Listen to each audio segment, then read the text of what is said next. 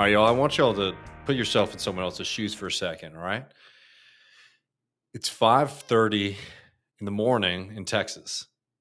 An 87-year-old named Lydia Martinez, a retired educator, hears a loud banging on her door. Alarmed, she hastily puts on a nightgown and walks to the front of her house, hoping it's just a neighbor asking for milk or some eggs.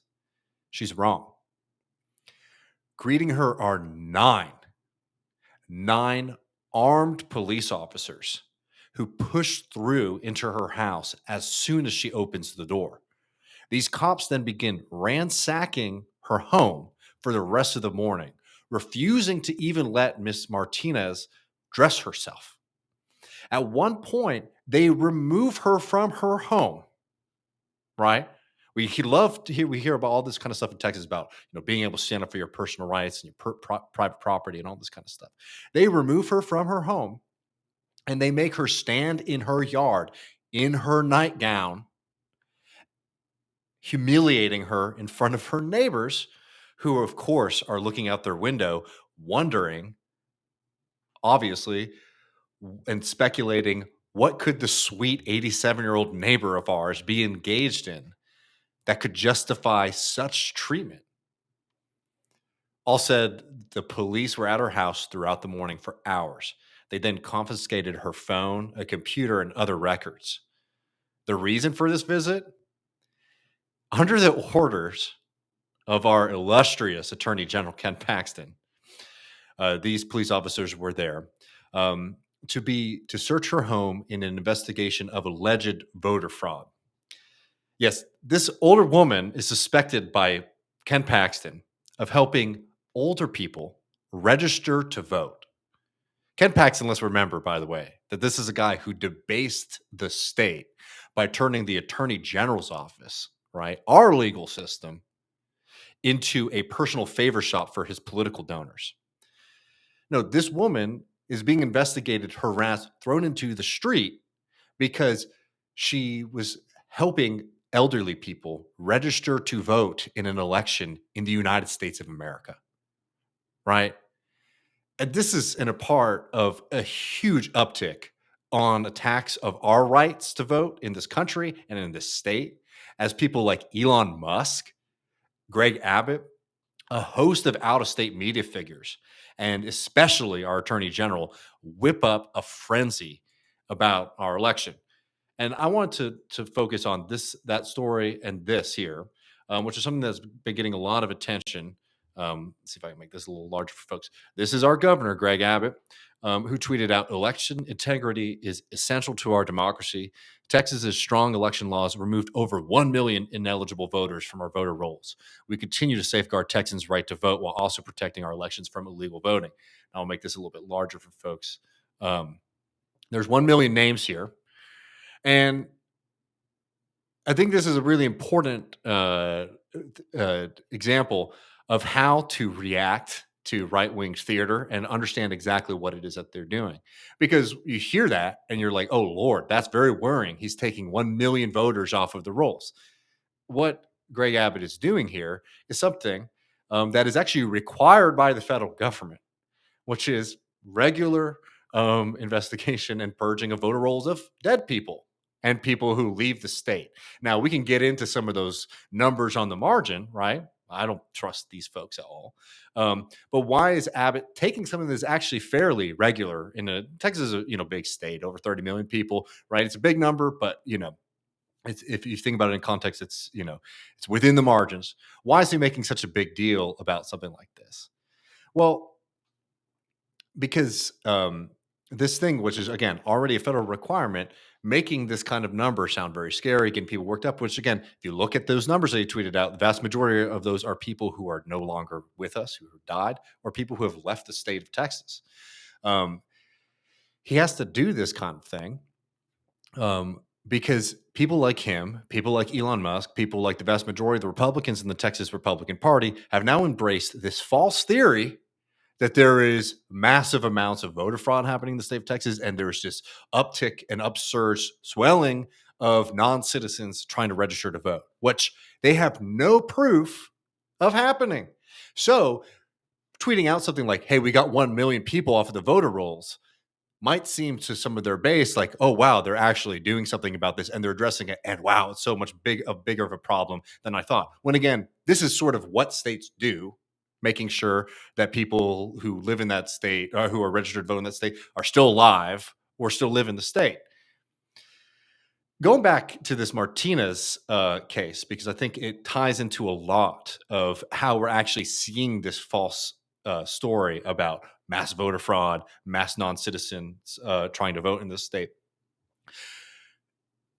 This Martinez case, this woman who's pulled out of her house, harassed in this way, is very, very telling about how these kind of things interact, right? Because Greg Abbott, Paxton, and all these folks, they have to one make it seem like they're doing something about this problem that they say is happening, right? And they also have to try and justify the draconian actions that they're engaged in. Because Miss Martinez, who is being harassed like this for trying to help older people to vote in the state of Texas, is not an isolated case. In fact, she was part of a massive sweep that happened of a whole host of people who are working on the Cecilia Castellano election, right? Who is a Democrat who is running in a district here in Texas, in Uvalde, where the Republicans desperately want to pick the seat up and think that they can.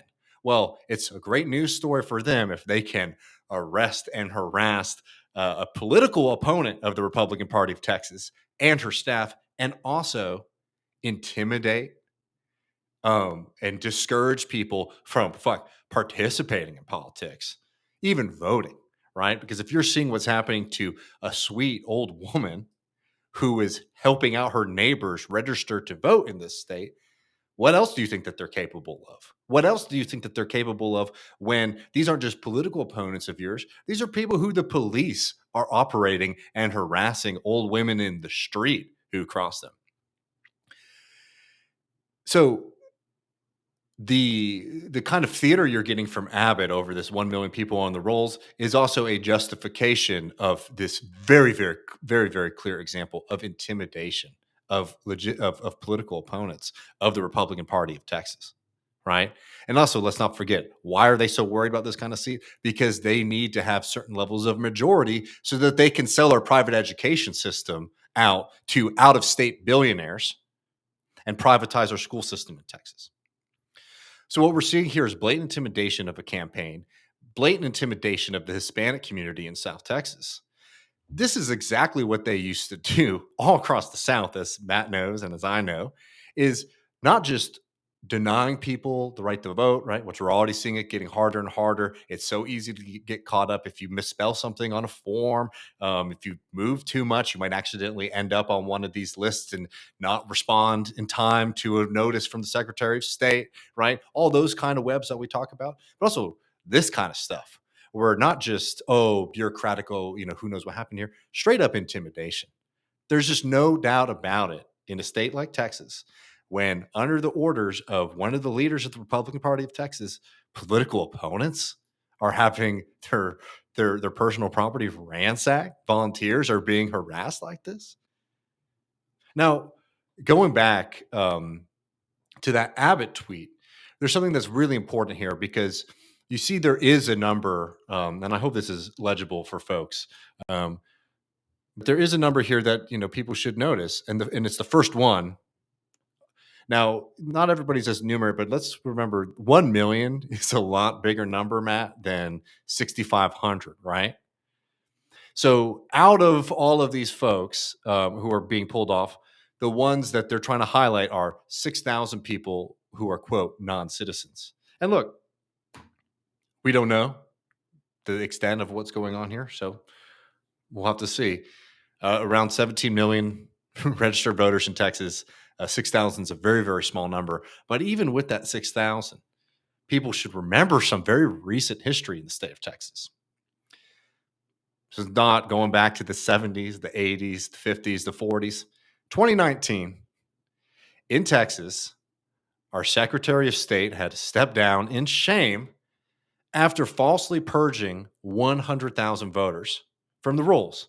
A significant portion of those people, by the way, are naturalized American citizens, right? And if you're a naturalized American citizen, which as Matt opened up the show by talking about how states like Texas have a significant, almost 25% um, part of our population that is foreign born, right? People like some of my neighbors, people like Elon Musk, who moved to this country, right? Um, you can just make a mistake on form, all these kind of things that you can sort of get wrapped up in. And you need to actually be very disciplined as a government to make sure that you are not denying people their sacred right as a citizen of this country to vote, right? And it's pretty fucking rich to have Greg Abbott putting out that statement talking about how he's here to defend our rights as Texans, our sacred rights to vote, when it is actually their overzealous attack on our rights to vote that is pulling the rights away from legitimate voters in the state, right? Which is way more of a problem, provable, statistically provable,